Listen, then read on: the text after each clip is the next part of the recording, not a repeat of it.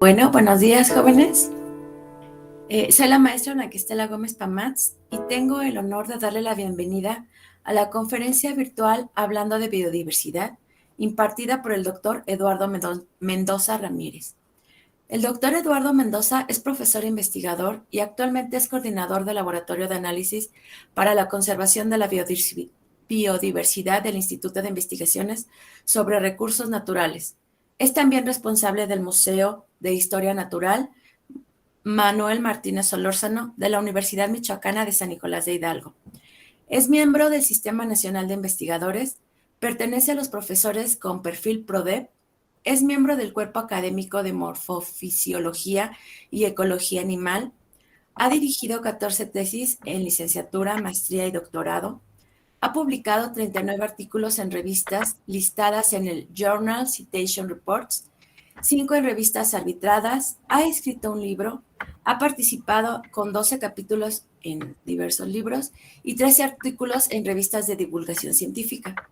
Ha participado en 21 proyectos de investigación, de los cuales 10 han sido aprobados por la Coordinación de la Investigación Científica de la Universidad Michoacana de San Nicolás Hidalgo, y el resto por instituciones como el CONACYT, CONAN, PRODEP y UNAM. Ha participado en 12 presentaciones internacionales, 46 congresos nacionales y 27 en congresos locales.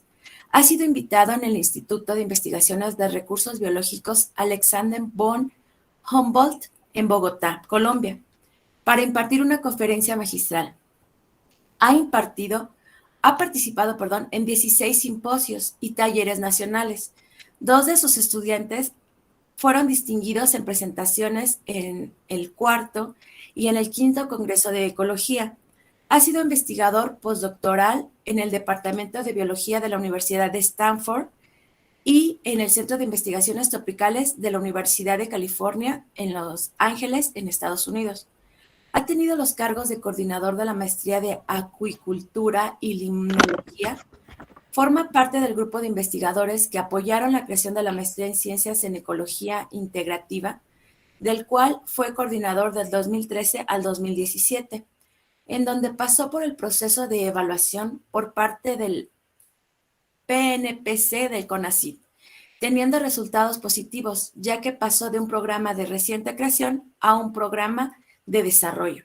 Concluida su participación como coordinador en la maestría en Ciencias en Ecología Integrativa, se designó como coordinador del Museo de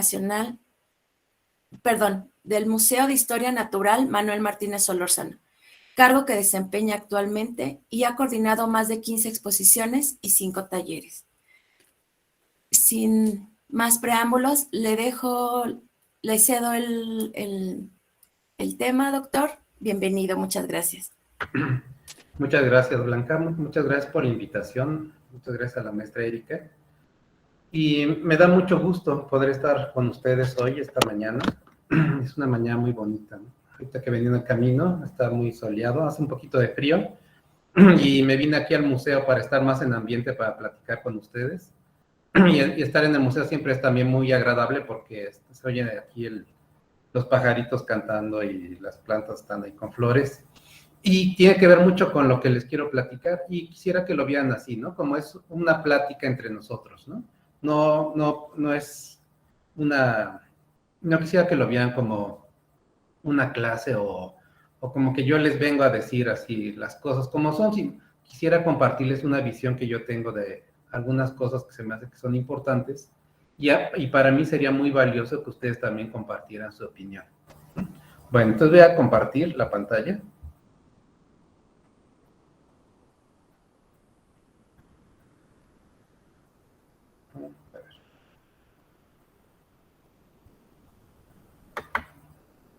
He hecho un montón de veces esto, pero luego siempre me hago un poco de pelotas aquí.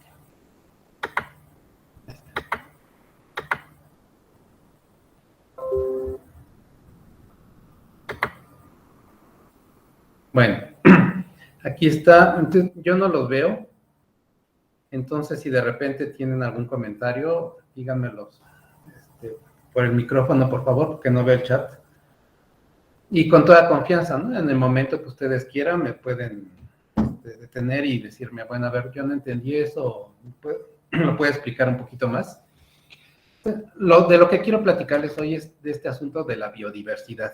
Y seguramente varios de ustedes en clase o a lo mejor en las noticias o en alguna otra una plática con algunos compañeros o de sus familiares han escuchado esta palabra de la biodiversidad. Es una palabra que se refiere a algo que es, yo creo, muy importante, que es fundamental y es justo lo que les voy a estar platicando en este día.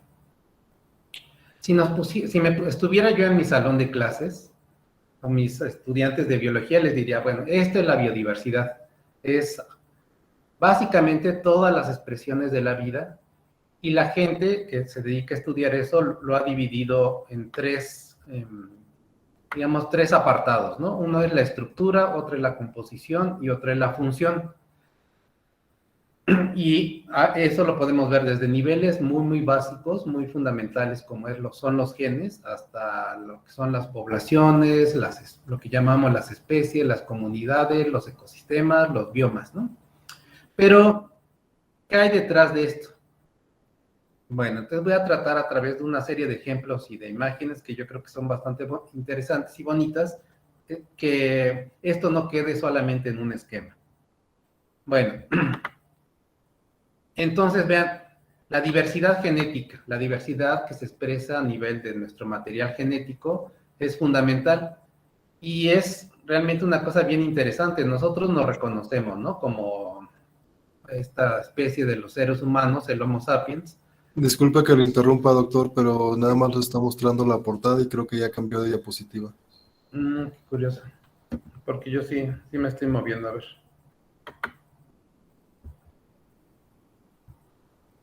Ahora sí ya se movió. Pero no lo están viendo en pantalla completa, ¿no? No es PowerPoint en el diseño de diapositivas. Sí, es que creo que luego eso pasa. Por alguna razón como que no le gusta mucho el PowerPoint A ver, ¿lo intentamos de nuevo?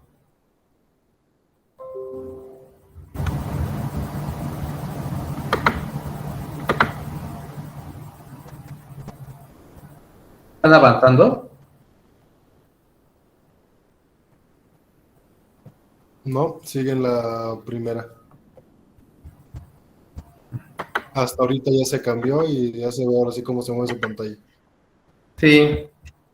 Que lo voy a guardar muy rápido ahorita como PDF.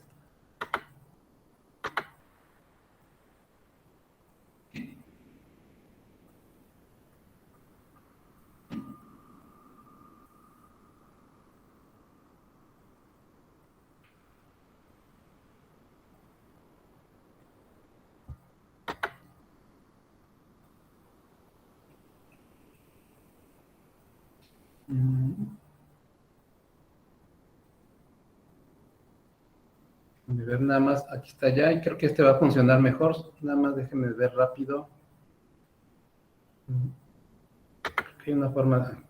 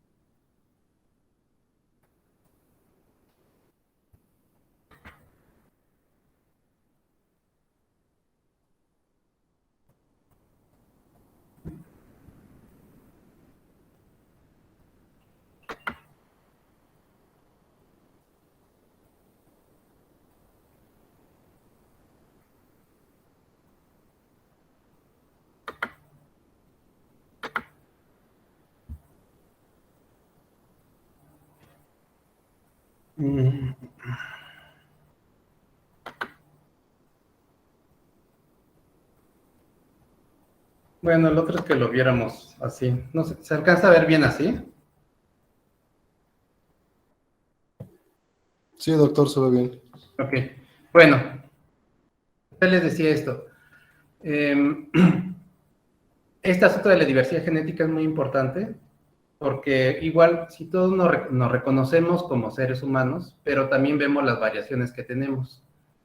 Y esas variaciones básicamente resultado de la diversidad genética que tenemos, ¿no? Nos reconocemos como una especie, pero dentro de la especie hay variación. Y les digo, esa variación es lo que hace que nos veamos distintos. Para darnos una idea de qué tan importante es que haya incluso variación a niveles muy pequeñitos, con los chimpancés, que claramente uno distingue como una especie distinta, diferente a la nuestra, la similitud del genoma, del material genético, es del 96%. O sea, solamente ese 4% de diferencia de los genes que tenemos en comparación con los chimpancés es lo que hace que su aspecto sea completamente distinto, su comportamiento y muchas de sus capacidades.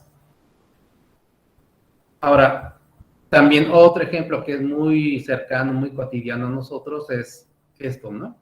Los perros, todos los perros son de una misma especie, que es de hecho la misma especie que los lobos, Canis lupus. Hasta hace poco se pensaba que los perros eran una especie separada de los lobos y entonces la especie era Canis domesticus, pero ya ahora se reconoce que no, que es la misma especie que los lobos. Y lo que es sorprendente es que siendo la misma especie, pues nosotros conocemos la gran cantidad de variedades que hay, ¿no? De nuevo, eso es resultado de la diversidad genética que hay dentro de una sola especie, ¿no? Entonces ahora imagínense la variedad genética, la variabilidad genética que puede haber entre organismos de distintas especies. Muchísima, ¿no? Otro ejemplo así muy, muy evidente para nosotros es este del maíz. El maíz también es una especie. Una cosa muy interesante es que si uno ve el ancestro del maíz moderno, si uno anduviera caminando en el campo y pasara a un lado, seguramente no lo reconocería. Aquí está esta planta del teosinte, que tiene un aspecto muy distinto a las matas de maíz que conocemos ahora.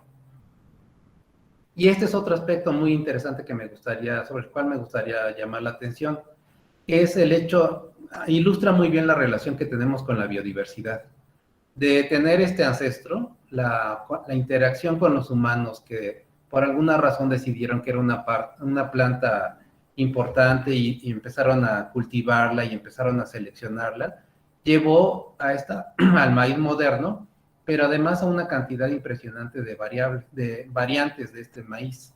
Y que estas razas de maíz lo que tienen es que están adaptadas a vivir y a crecer en condiciones muy particulares. Es una gran riqueza que tenemos.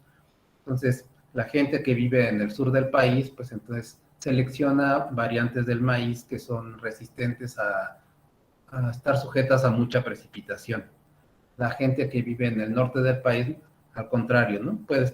Se ha seleccionado variedades de maíz que son muy resistentes a la sequía.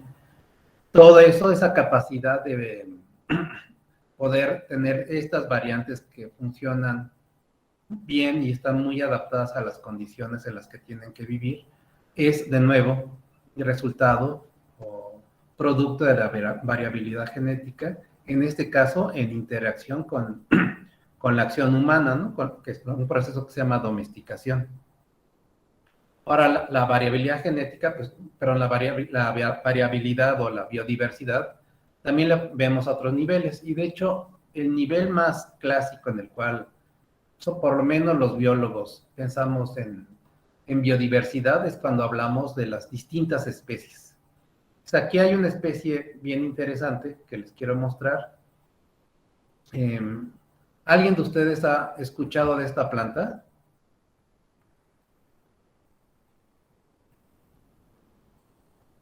¿Nadie por ahí? No, doctor.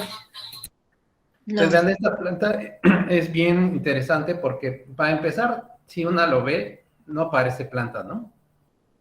Parecería a lo mejor un hongo, ¿no? Pero es una planta solamente que es una planta que vive sobre otras plantas o sobre troncos muertos y entonces obtiene su alimento de esa madera en descomposición. Es una especie que el único lugar en el mundo donde la han encontrado, donde la han visto, es en Chiapas, y es en una región muy pequeñita de Chiapas. Y por eso es en la región de la selva lacandonia, y por eso le pusieron de nombre lacandonia. Y esto de schismática se debe a que la mayoría de las especies de plantas que conocemos tienen su parte reproductiva femenina en medio y está rodeada por la parte reproductiva masculina, que son los estambres. Esta está al revés, el arreglo es invertido. Por eso se le pusieron schismática, ¿no? Como de cisma, ¿no? Como de algo que se encuentra y produce un cambio muy fuerte, que va en contra de lo que generalmente se piensa, ¿no? Entonces, les digo, esto demuestra la biodiversidad a nivel de especies, y es un caso, les digo, muy particular porque es una especie de planta muy distinta al resto de las plantas y que solamente vive en México, y en México solamente se conoce de un área de unas cuantas hectáreas. Ahora, ¿alguien ha visto este animal? A lo mejor en el zoológico, ¿no? Sí. Sí, este animalito, o animalote, porque es un animalote que puede llegar a pesar hasta 200 kilos, dice que es un animal que a mí me gusta mucho y que de hecho yo estudio.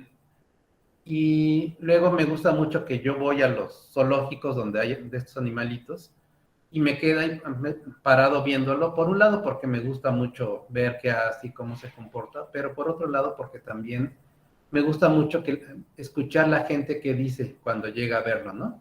Y me ha tocado mucho que llega la gente y lo ve y dice, ¡ay, qué bonito oso hormiguero!, ¿no? O qué bonito cerdo, ¿no?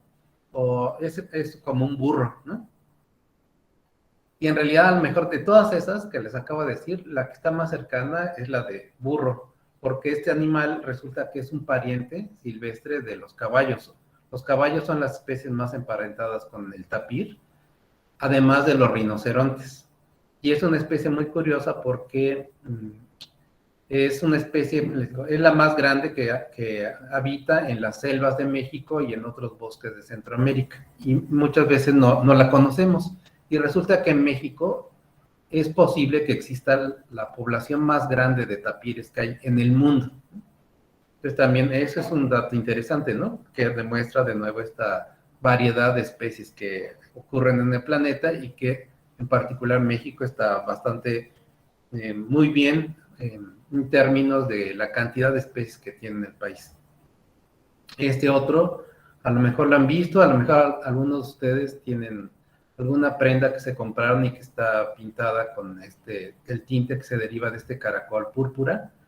Son prendas tradicionales muy bonitas, y también esto, les digo, va ilustrando una cosa que voy a abordar con más cuidado y con más detalle un poquito más adelante, de esta relación tan estrecha que hay entre la biodiversidad y nosotros, ¿no? De las cosas que hacemos, las que nos ponemos y vamos a ver las que nos comemos. Y aquí ya viene un ejemplo muy claro, ¿no? A todos, bueno, a unos más que a otros les gusta sazonar su comida con picante. Es una tradición, ¿no? Dentro de nuestra cultura. Y incluso algo medio distintivo, ¿no? De que llega un extranjero y nos dice, a mí todo me sabe picante, ¿no? Hasta los dulces. Yo tengo amigos que he invitado de otros países que luego vienen a visitar cuando vienen aquí a dar conferencias o a que trabajemos juntos, y medio en broma y medio en serio me dicen, es que ustedes hasta en los dulces tienen picante, ¿no? Y entonces, de nuevo, ¿no? Esto que estamos viendo, toda esa gran riqueza de variedades distintas de chiles, pues es producto, eso es la biodiversidad, ¿no? Es una expresión de la biodiversidad. Si ya nos vamos a verlo más ampliamente, pues también la biodiversidad se expresa a nivel de lo que llamamos los ecosistemas, y por eso cuando tenemos la oportunidad de viajar dentro de nuestro estado o de ir a otros estados de la República, o incluso salir, cuando hay oportunidad de salir del país, vemos paisajes muy distintos. Esos paisajes pues son el resultado de la biodiversidad interactuando con el entorno físico. Y entonces también nuestro país es muy rico en ese sentido, porque podemos ir desde las selvas, podemos ir en distintos tipos de bosques, los bosques, por ejemplo, aquí de montaña, los desiertos, y qué decir también de todos los ecosistemas que tienen que ver con los ecosistemas acuáticos, ¿no? Y marinos. Eso es otra expresión, otra forma en la que se manifiesta la biodiversidad. Pero si se acuerdan del esquema, también les decía que hay una parte que es la función, ¿no? Y eso también esta es una parte fascinante, porque seguramente a muchos de ustedes les gustan los chocolates, ¿no? Y entonces resulta que nosotros no tendríamos chocolates si no fuera porque las plantas de donde se obtiene el cacao, que se llama esta teobroma, las flores, para producir los frutos, necesitan que las visiten algunos animalitos, que lo que hacen es que mueven el polen y ayudan a que se fecunden las plantas y las flores, y entonces produzcan las semillas, los frutos, y a partir de eso, pues, que vamos a obtener el chocolate, ¿no? Si uno ve los animalitos que entonces se encargan de andar polinizando, los principales son estas moscas, de un género que se llama Forcipomia. Si uno ve esta mosquita, es difícil imaginarse que gracias a ella nosotros podemos tener chocolate. Desafortunadamente, muchas veces la reacción cuando alguien ve una mosca es tratar de agarrar el periódico más cercano a lo que tenga a la mano y tratar de matarla, ¿no? Hay una reacción negativa, ¿no? Lo mismo con estos, también las hormigas en menor grado también ayudan a la polinización, pero también las hormigas, de repente, si uno las ve, trata ahí de buscar la manera de eliminarlas, ¿no? El jitomate, ¿no? El jitomate también, que es parte esencial de nuestra alimentación, pues resulta que también sus flores, para ser polinizadas y para que entonces se produzcan los frutos del jitomate, requieren que sean ser visitadas por los abejorros, ¿no? Y también pasa mucho, ¿no? Que si andamos caminando y se nos acerca un abejorro, pues generalmente nuestra reacción es que lo tratamos de evitar, ¿no? Y si se puede, pues lo tratamos de eliminar.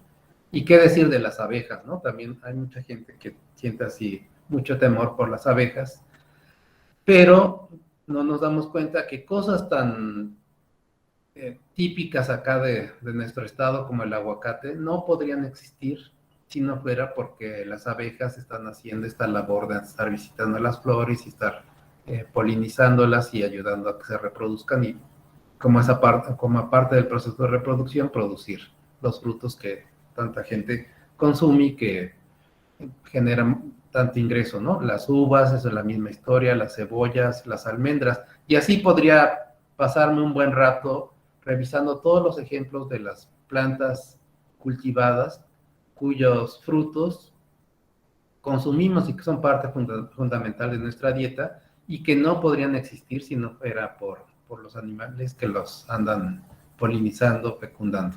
Un ejemplo también, así como los aguacates muy cercanos a nosotros, es el del agave.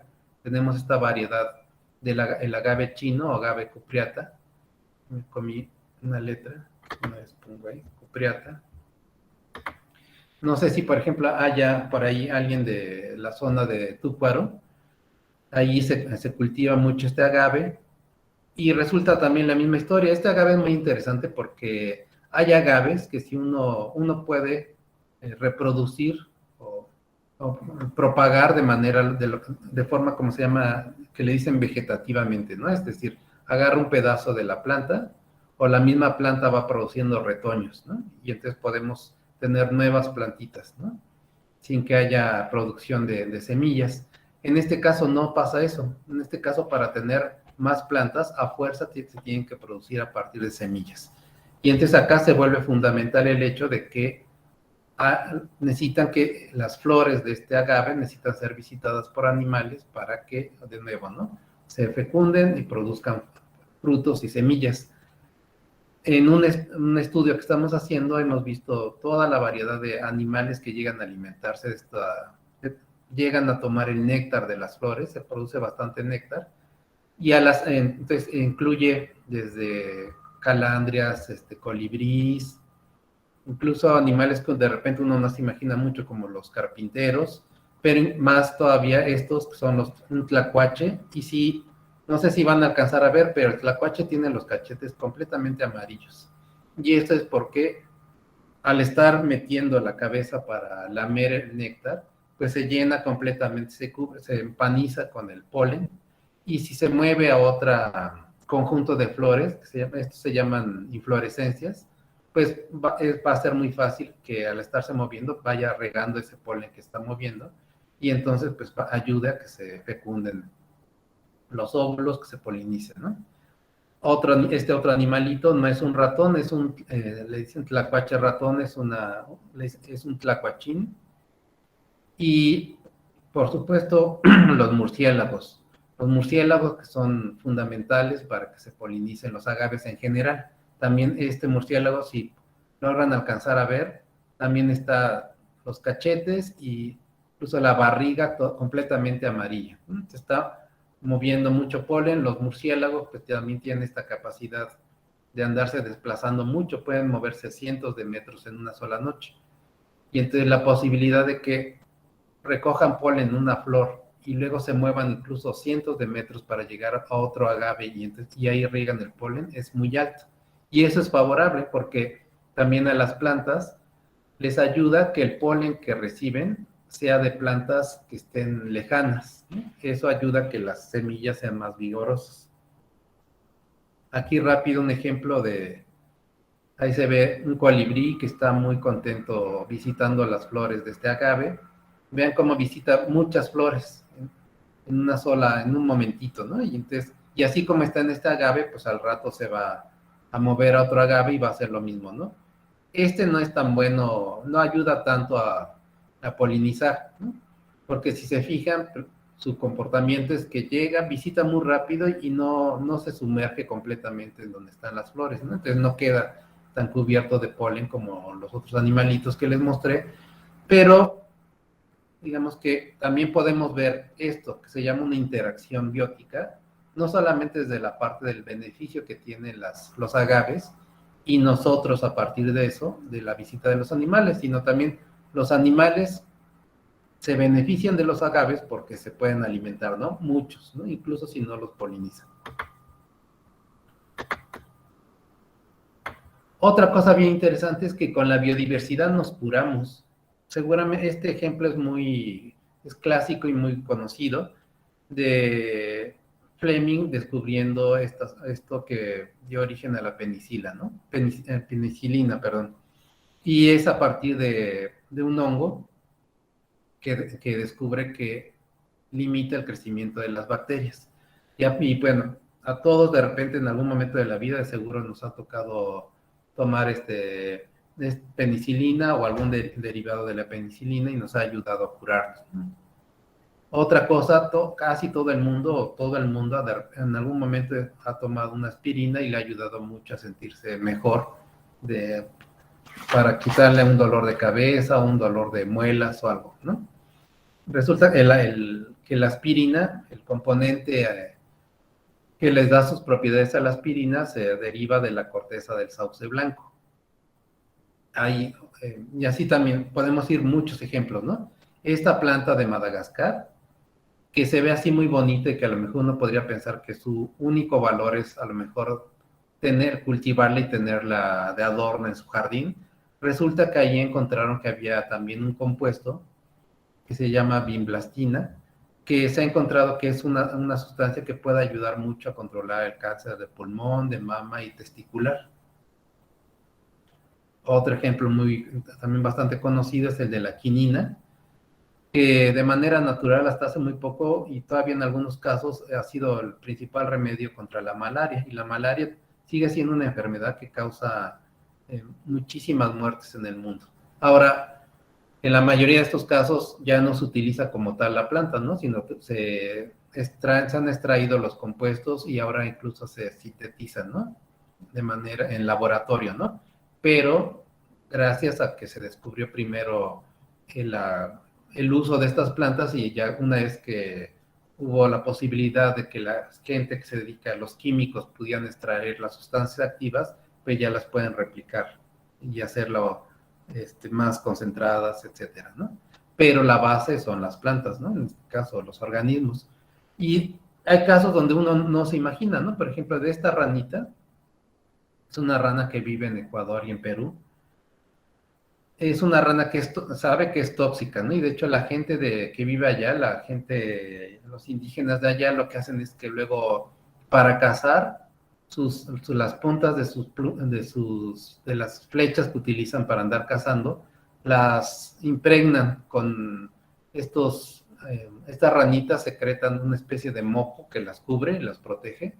Entonces la gente embarra las puntas de sus flechas con esta sustancia y eso es un veneno que les sirve para cuando le tiran a algún animal, hacen que se caiga más rápido.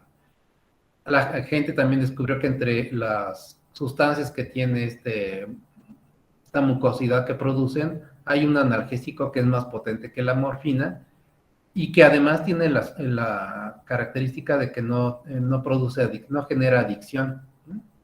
Entonces, vean, la cantidad de cosas que podemos obtener de la biodiversidad es innumerable y realmente son cosas que nos han cambiado la vida, ¿no? Han mejorado mucho nuestra vida, ¿no? De repente pensamos mucho así en los animales o en algunas plantas o algunos otros seres vivos en su lado negativo, ¿no? O sea, nos quejamos de que hay muchos mosquitos o que por ejemplo, a gente que no les gusta, ¿no? De repente las cucarachas o a gente que no le gusta así, por ejemplo, los murciélagos, ¿no? Entonces vemos el lado negativo, pero no vemos este gran lado positivo que es mucho mayor, ¿no? En México somos particularmente agraciados, afortunados, porque es uno de los países en el mundo que tiene mayor cantidad de biodiversidad. En estos conteos que se hacen de la cantidad de especies que tiene un país y las comparaciones que se hacen, México, por ejemplo, en plantas sale en quinto lugar, como el quinto país más importante, en número de mamíferos en tercero, en aves en onceavo, en reptiles en segundo y en anfibios en quinto. Entonces, por esto a México se le ha metido en una categoría que son los países megadiversos. Ya hay muy poquitos países megadiversos en el planeta. Entonces, esta figura me gusta mucho porque hay muchos animalitos, hay muchas plantas, muchas cosas que para mí se me hacen muy bonitas. Está la monarca, pero también tiene este asunto que ya les he estado tratando de transmitir del hecho de que la biodiversidad para un biólogo la biodiversidad es algo completamente fascinante, ¿no? Es nuestra razón de andar ahí, de ser en gran medida, ¿no? De andar estudiando qué animalitos hay en cierta zona, qué plantas, cómo se relacionan esas plantas entre distintas especies de animales o distintas especies de plantas, cómo se relacionan con su entorno, cómo responden a su entorno.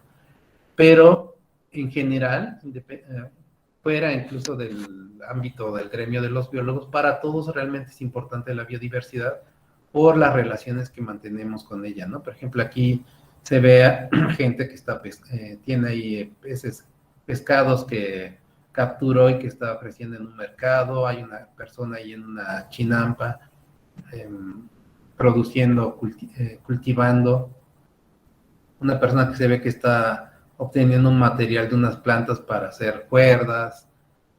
Entonces, no nos podríamos imaginar nuestra vida si no fuera por la biodiversidad con la que que ha sido el escenario donde se ha desarrollado nuestra historia en este planeta. Un asunto que no nos damos cuenta y que muchas veces pasa inadvertido es que nunca en la historia de la Tierra hubo tanta biodiversidad como ahora. Entonces nosotros somos tremendamente afortunados. Si hubiéramos nacido en algún otro periodo de la historia de la Tierra, no habríamos podido compartir nuestra vida con tantos seres vivos. En esta figura que les presento ahora, lo que se ve es esto justo que les digo. Es una reconstrucción a través de la información de fósiles de cómo ha sido el número en este caso, de familias, las especies se agrupan en géneros, luego esos en órdenes y luego en familias, ¿no? Son categorías que usamos los biólogos para clasificar a todos los seres vivos. Entonces, en el registro fósil es difícil distinguir especies, ¿no? Pero ya es más razonable pensar en distinguir familias distintas, familias de organismos, ¿no? Sí, entonces, ya cuando nos fijamos en familias que son categorías más amplias, es más fácil reconstruir cuántas familias ha habido en un cierto momento de la historia de la Tierra. Y lo que se encuentra es esto, cuando se hace eso, ¿no? Cuando los paleontólogos hacen eso, lo que encuentran es que en el precámbrico, hace 600, más de 600 millones de años, se encuentran pocas familias, pero muy pronto empieza a aumentar el número de familias, y luego aquí hay una caída al final del Ordovícico, luego vuelve a subir, hay otra caída a finales del Devónico, se vuelve a subir y se mantiene, y luego hay una caída muy, muy fuerte a finales del Pérmico, de ahí vuelve a subir, una pequeña caída a finales del Triásico, y luego de ahí viene una subida bastante marcada, que tiene esta bajada, ¿no? A final del Cretácico, y luego vuelve a subir. Hay dos cosas bien importantes que quisiera llamarle la atención al respecto de esta gráfica. Uno es, si dibujamos esta línea roja, esa yo la pinté, lo que se ve es que la tendencia es hacia la subida, ¿no? Y entonces eso lo que quiere decir es lo que les platicaba hace un momento, que nunca hubo, en la vida de la Tierra, nunca hubo tanta diversidad como la que tenemos ahora, ¿no? Entonces somos sumamente afortunados. La otra cosa es que estas bajadas que les muestro aquí con estas flechitas y que les fui haciendo hincapié, son lo que se llaman las extinciones masivas. O sea, son eventos donde por alguna razón cambiaron las condiciones que imperaban en ese momento en la Tierra, y eso tuvo un efecto negativo sobre la biodiversidad. Muchas especies desaparecieron. Lo que se sabe es que, y seguramente ustedes identificarán este último evento en particular, de finales del Cretácico, porque es la desaparición, o donde empieza el proceso de desaparición de los dinosaurios, y que se ha asociado con el impacto de un asteroide en la península de Yucatán, hace cerca de 66 millones de años. Eso era lo que marcaba estos eventos que les llamé de extinciones masivas en el pasado, ¿no? Eventos naturales catastróficos. Pero la historia cambia, ¿no? La historia cambia cuando de repente, hace cerca de 2.5 millones de años, aparece los ancestros de los humanos modernos, el género Homo. Esto, vean, me gusta mucho esta figura también porque esto es una representación de la historia de la Tierra. Está chiquita, pero lo importante es que vean es que es una representación que está acomodada para que parezca un día, como si solamente fuera un día, pero es toda la historia de la Tierra. La Tierra aparece de forma hace 4.500 millones de años, y entonces, por ejemplo, por acá empezamos a ver los primeros signos de vida, los signos de vida más antiguos, hace 3.700 millones de años. Hace tan solo 1.000 millones de años empezamos a encontrar la primera evidencia de los organismos multicelulares. Hace 500 millones de años las plantas empiezan a invadir los continentes. Hace 350 millones de años los animales hacen también este proceso de empezar a invadir el medio terrestre. Y les digo, tan solo hace 2.5 millones de años aparecen los antecesores de los humanos. 2.5 millones de años suena como mucho, pero si lo vemos en esta escala, en realidad representan los últimos segundos antes de llegar a la medianoche, ¿no? Entonces, la aparición de los humanos en la Tierra es muy, muy reciente cuando lo vemos en el contexto de la historia del planeta, y en particular del surgimiento de la vida en el planeta. Pero, pues, a partir de nuestra aparición, resulta que hemos tenido un impacto tremendo en todos los aspectos de la vida en el planeta. Hemos cambiado mucho. Donde antes había bosques, hemos cambiado para sembrar o para mantener ganado. Muchos animales los cazamos, algunos para consumo, pero muchos ni siquiera para consumo, ¿no? Sino como otro tipo de actividades. Nuestras actividades generan muchísima contaminación, y eso pues nos afecta a nosotros, pero también a todos los seres vivos con los que estamos en este planeta. Una forma de ver el grado de impacto que hemos tenido en la vida en el planeta es esta. A un grupo de investigadores se les ocurrió estimar de la biomasa, de la cantidad de materia viva que hay en la superficie del planeta, que son mamíferos, qué tanto está constituido por mamíferos silvestres y qué tanto por nosotros y qué tanto por ganado. Y es sorprendente. 60% de la biomasa de todos los mamíferos que hay en el planeta son vacas o ganado, ¿no?, que nosotros hemos producido. El 36% restante somos nosotros mismos, los humanos. Y solamente el 4% es fauna silvestre, ¿no? Todos los animales que conocemos, los tapires, los venados, los elefantes, los jaguares, los leones, todos esos juntos son solamente 4%. Y lo mismo pasa con las aves. No tan drástico, pero también muy, muy fuerte, ¿no? El 70% de todas las biomasas de aves que hay sobre el planeta son las aves de corral. Y solamente el 30% restante está constituido por todas las especies de aves silvestres, ¿no? Vean el desbalance que hemos causado.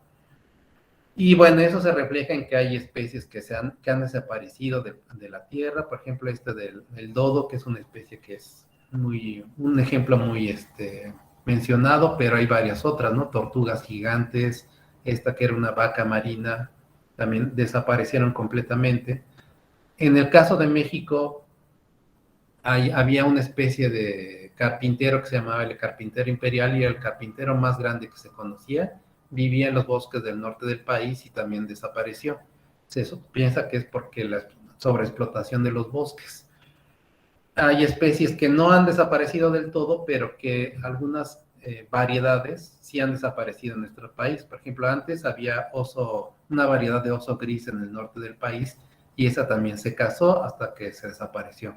Está el caso que quizás que han escuchado de los lobos, había una variedad también del lobo mexicano.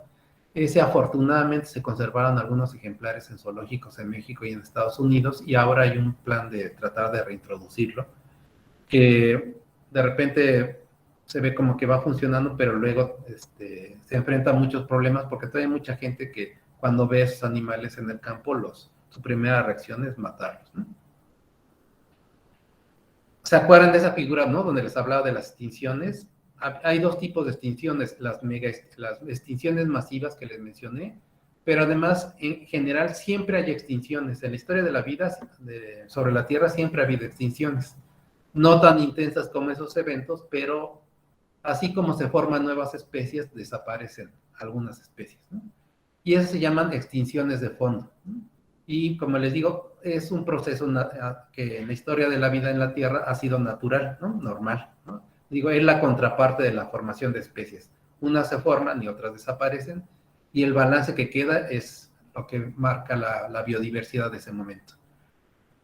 La gente que ha investigado y ha comparado las extinciones, el potencial de extinción actual que existen ahora con respecto a esa extinción normal que se llama extinción de fondo, ha encontrado que la magnitud actual puede ser entre 100 y 1000 veces mayor, ¿no? Con la diferencia de que ahora nosotros somos los que causamos esto, ¿no? No fenómenos, catástrofes naturales, ¿no? Hay también un grupo de científicos de todo el mundo que se reunió y hizo una evaluación para ver cuál era el estado de la biodiversidad en el planeta, y lo que encontró es que un estimado de que es posible que están en riesgo 1 millón de especies. 1 millón de especies están en peligro de desaparecer. Suena de entrada muchísimo, ¿no? Pero para que nos demos una idea de qué tanto es 1 millón de especies, de todo, ¿no? Eso es en general, ¿no? Pues resulta que en toda la historia, desde que hay gente que se dedica a estudiar a los seres vivos y que se ha dedicado a ponerles un nombre científico a las especies, hasta la actualidad se han descrito o se han nombrado 1.73 millones de especies, ¿no? O sea, menos de 2 millones de especies. No son todas las especies que existen en el planeta. Se estima que en el planeta pueden haber entre 10 millones, dicen algunos, pero otros dicen que hasta 100 millones de especies. Entonces, por un lado, desconocemos un montón de lo que hay en el planeta, pero el otro punto que les quería remarcar era que, vean, esto es todo lo que conocemos, ¿no? Hasta ahora, todo lo que le hemos puesto un nombre. y les decía que las estimaciones calculan en que 1 millón de especies podrían estar en peligro de extinción. Entonces, vean que entonces es un número tremendamente grande, ¿no? Esto, me disculpan, ya no lo pasé a español, pero rápido se los digo. La agricultura es una actividad que es responsable del 80% de la deforestación, también genera 1/3 de los gases de efecto invernadero. El 70% del agua dulce que hay se utiliza o el uso el 70% de la cantidad de agua que utilizamos es para uso agrícola. Y también todas las actividades que tienen que ver con la producción de alimentos, se estima que son los responsables de haber producido el 70% de la pérdida de la biodiversidad. Entonces, así como hace rato les platicaba de que este vínculo tan fuerte que tenemos de dependencia con la biodiversidad, también vean cómo aquí las actividades que hacemos pues tienen un impacto negativo sobre ellas, ¿no? Sobre la biodiversidad. Ese impacto no está parejo entre todos, ¿no? Se concentra más en algunos países que en otros, ¿no? Y eso tiene que ver con qué tanta población hay en los países, pero también en su forma de vida, ¿no?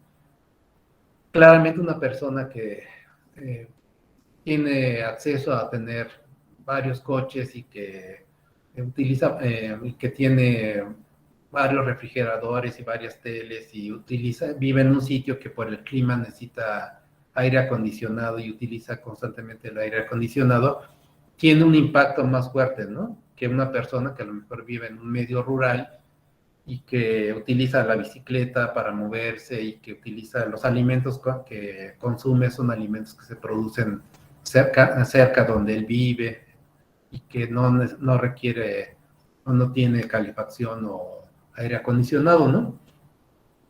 Pero digamos que todos en mayor o menor medida tenemos un impacto. Se ha calculado, ¿no? Lo que le llaman la biocapacidad de la Tierra, que es la capacidad de acomodar el uso de la Tierra para satisfacer las necesidades humanas. Y lo que se ha visto es que ya para 1970 la huella ecológica son lo que está representado con estos colores y la rayita verde lo que representa la biocapacidad de la Tierra. Es que ven, según esos estudios plantean que desde 1970 la demanda que nosotros tenemos de recursos rebasó la biocapacidad de la Tierra, ¿no? Entonces ahorita ya andamos con un déficit muy fuerte, ¿no? Y bueno, ya para terminar, digamos, creo que primero les pinté la parte así más bonita, que era ver los organismos, luego les pinté la parte más complicada y a lo mejor pesimista, que es ver todo el impacto que hemos tenido, pero ahora quisiera regresar a una parte así más, digamos, esperanzadora y más activa, ¿no? De nuestro lado, ¿no? Porque nosotros, así como hacemos cosas que luego pueden tener un impacto negativo, somos capaces de hacer cosas que pueden tener un impacto muy positivo, ¿no?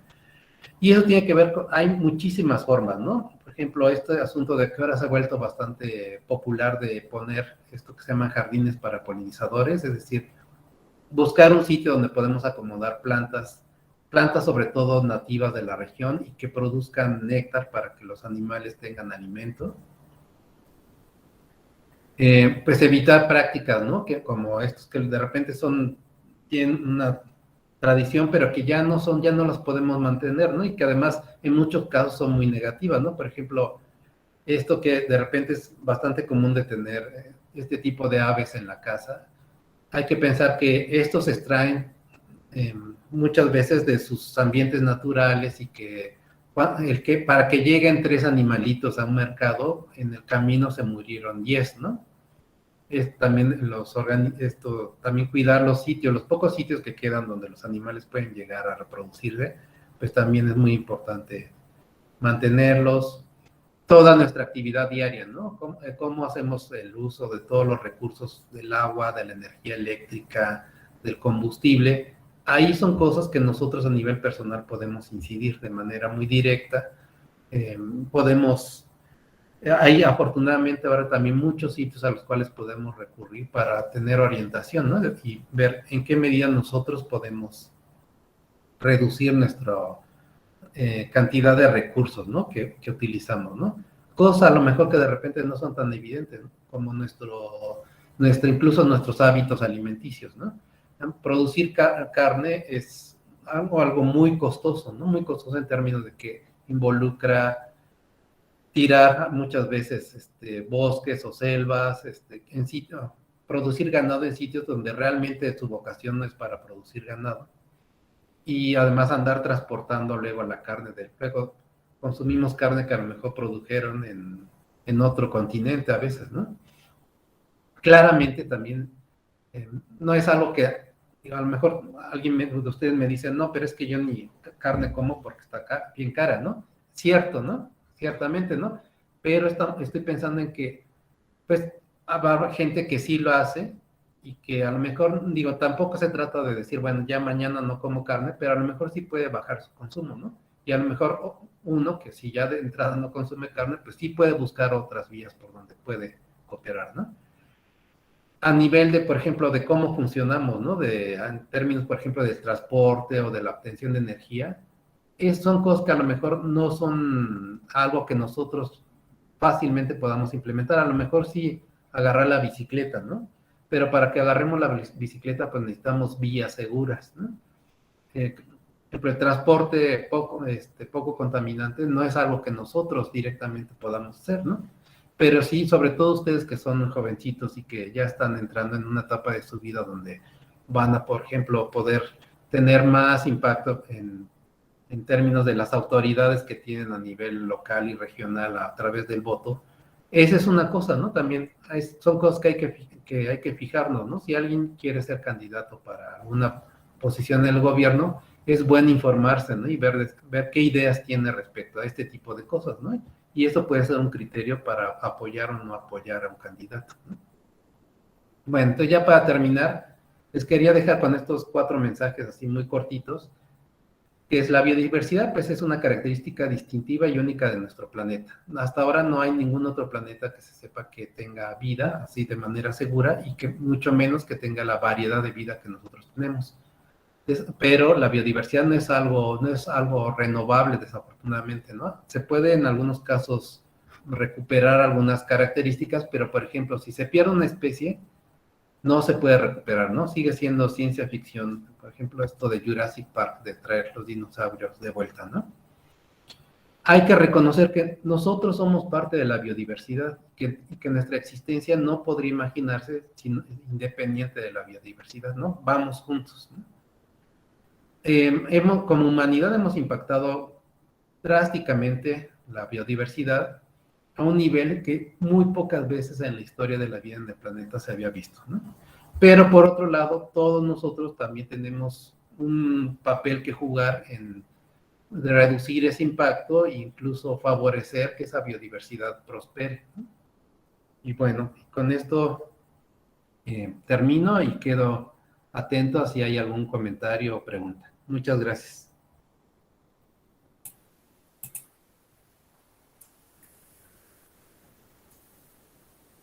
Muchas gracias, doctor Mendoza. Yo le tengo una pregunta. Sí. ¿Cómo despertó en usted el interés por la biología? Pues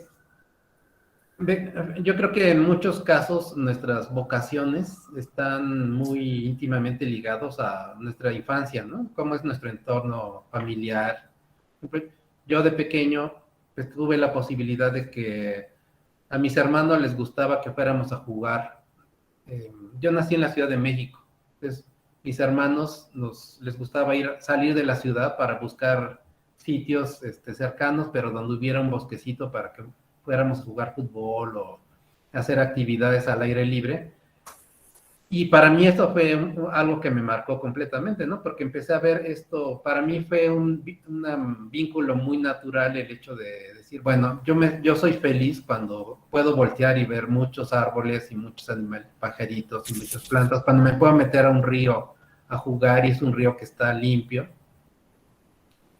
Por un lado, ¿no? Entonces eso fue un punto. Y el otro punto también, que es yo creo que fundamental, es la influencia de nuestros profesores y mentores, ¿no? También tuve la gran fortuna de que en la escuela tuve muy buenos profesores, en particular de biología, que tuvieron la gran capacidad de despertar también ese interés, ¿no? De fomentar ese interés en conocer el entorno natural, y por ahí se fue yendo mi camino.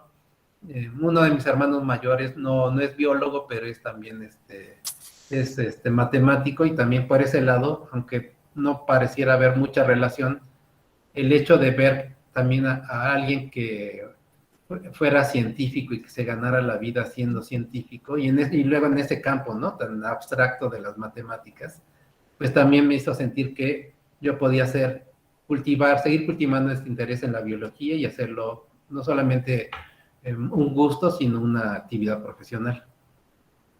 Muchas gracias. No hay dudas. Bueno, yo sí tengo otra. Otra de las preguntas que tengo es, usted mencionó que en cada era se ha perdido cierta parte de biodiversidad. Sí. Bueno, así como en cada época, en cada era, en cada cambio ha habido pérdidas, también ha habido ganancia, pero mi pregunta va relacionada a que ¿se ha mejorado? O sea, ¿ha habido mejoras en esta ganancia de biodiversidad o ha habido más pérdida que ganancia? Es una pregunta bien interesante.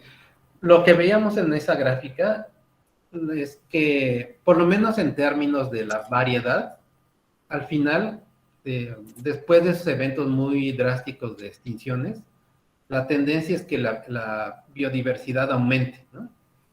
Pero lo que hay que estar claros es que en esos casos, pues lo que pasaba era que por un lado la velocidad de extinción era más lenta que ahora, y por otro lado, ya que empezaba ese proceso de recuperación, digamos que había un entorno muy favorable a que se generara esa biodiversidad, porque había incluso más espacio, ¿no?, para que prosperaran más especies, por el hecho de que algunas se habían perdido. Ahora, el problema de ahora es que si uno no representa ahora un consuelo mucho, porque por un lado, si ahorita se perdiera mucho, la recuperación de esa biodiversidad nosotros ya no la veríamos, porque caería millones de años adelante de nosotros, ¿no? Y por otro lado, es que si dejamos muy dañado el planeta, ese proceso de generación de nuevas especies va a ser muy complejo, ¿no? Va a ser todavía más lento, ¿no? Gracias.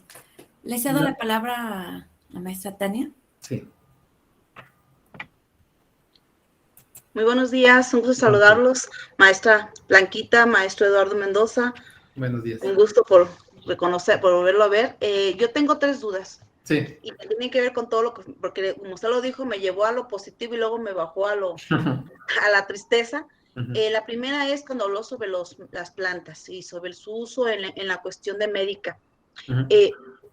También sabemos, tiene que pasar por el proceso químico, esa es la primera pregunta, ¿tiene que pasar esta planta por el proceso químico para tener el efecto o se puede tomar de manera natural? Por ejemplo, llegar a una especie de naturalismo y tendría el mismo efecto, por ejemplo, no sé cómo plantearlo, sí, pero si es de manera directa lo pueden consumir las gentes cuando sepan esa utilidad, pero obviamente sin llegar a un desgaste de la planta o en este caso del animalito, en este caso mencionó como la ranita que generaba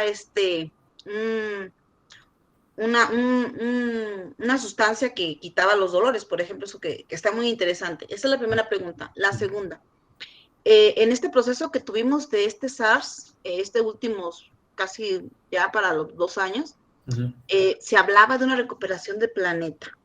¿Qué tan cierto es eso? Porque sí fue un año en que nos encerramos y ahorita estamos contaminando tremendamente con unicel, pero ¿qué tan cierto es si hubo una recuperación en la limpieza del planeta en este año, sobre todo un año que estuvimos encerrados? Y una tercera pregunta que tiene que ver con lo que dijo de los animales que están siendo cazados, que están siendo perseguidos, y que la gente está invadiendo lugares que no correspondería por la cuestión de los animales, que estoy sorprendida con la gráfica de la vaca, ¿eh?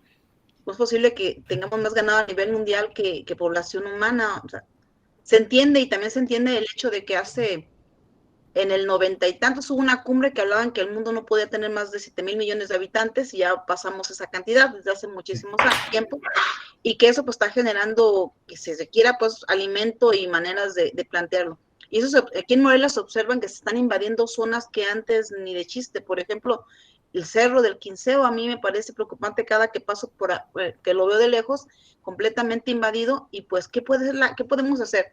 Yo suponía, no sé si estoy bien, suponía que plantando, como dijo, me levantó la moral cuando dijo jardines polinizadores, pero yo por lo menos en mi casa, que donde vine a vivir, veo que es una zona donde había muchas inundaciones. Entonces dije, yo pongo árboles sin plantas por toda la casa y siembro árboles.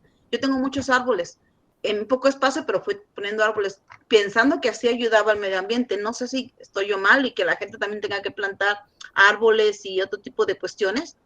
¿Hasta qué tipo de árboles? Porque a veces, como en la ignorancia de uno, pone un tipo de árbol que no corresponde a la biodiversidad de la zona en que se está planteando, y traemos especies posiblemente invasivas. Entonces, esa es mi pregunta: ¿qué hacemos pues en lo cortito en nuestra casa? Y pues por todo lo demás que dijo, pues también me parece muy bien, y pues un gusto verlo. Con permiso, gracias.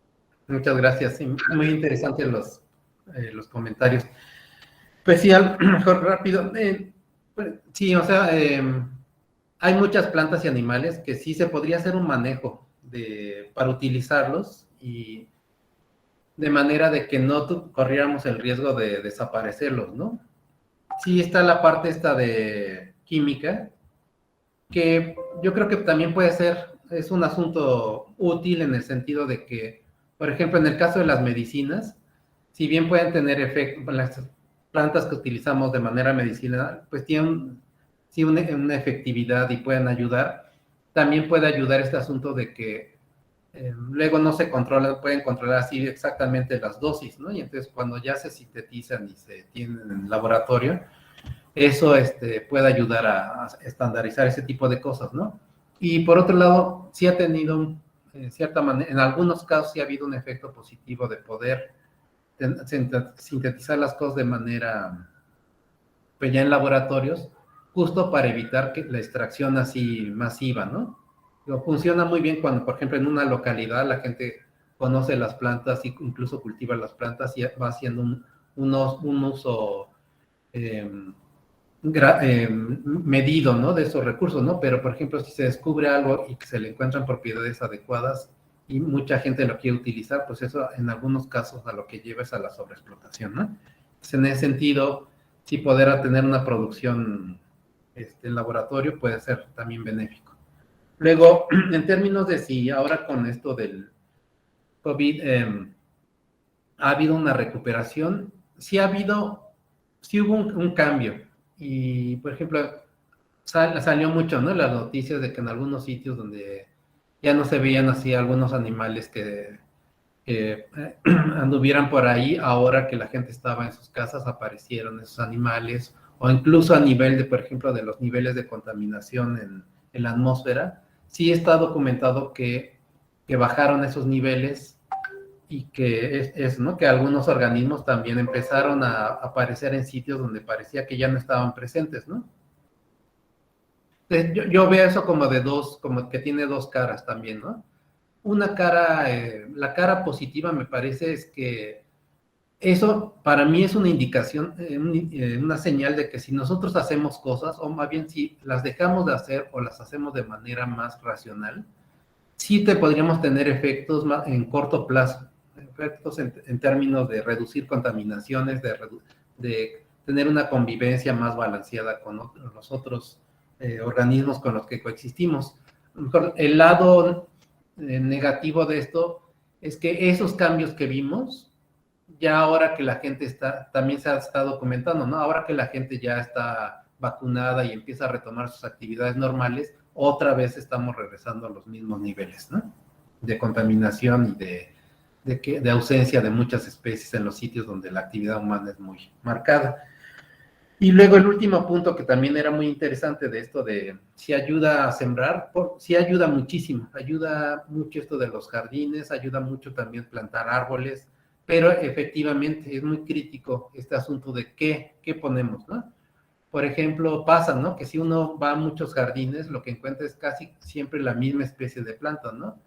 Y si uno averigua un poquito, pues lo que encuentra es que esa planta ni siquiera son nativas aquí de la región, sino que es la planta que es más fácil de producir y que a lo mejor se obtiene de otros lados, la traen y está más establecido el comercio, ¿no? De eso, pero no es una planta con la que en principio se haya desarrollado en las condiciones aquí locales, ¿no? Y la ventaja de tener plantas que sean desarrolladas aquí localmente o que sean parte de la región es que por un lado están más adaptadas a las condiciones ambientales y entonces eso puede ayudar a que no sea necesario estarlas manteniendo con tanto riego o con fertilizante, que sería muy malo.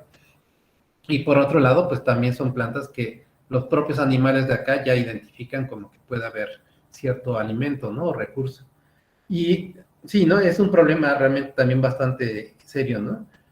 Ahora, por ejemplo, hay unos estudios muy interesantes de gente de la Universidad Michoacana donde lo que han encontrado es que en las reforestaciones también, ¿no? Generalmente son muy pocas especies de plantas que se utilizan en las reforestaciones y muchas veces se utilizan plantas que no son las más adecuadas para reforestar en una región, ¿no? Porque de nuevo, ¿no? No son las que naturalmente más crecen ahí o son plantas que a lo mejor sí es la misma, el tipo de planta, pero incluso el sitio de donde obtuvieron las semillas importa, porque si se obtuvieron de un sitio donde es un poco más seco o un poco más lluvioso y se colocan en un sitio que se está haciendo más seco, las plantitas a lo mejor nacen, pero se van a morir, ¿no? Muy rápido.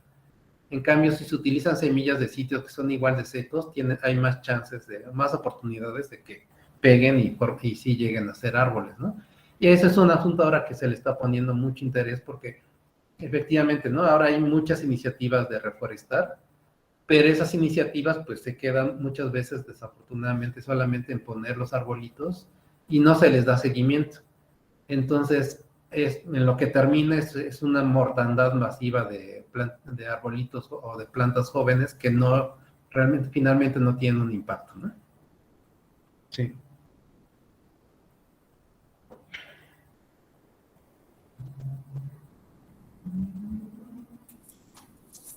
¿Alguien tiene alguna otra pregunta para el doctor?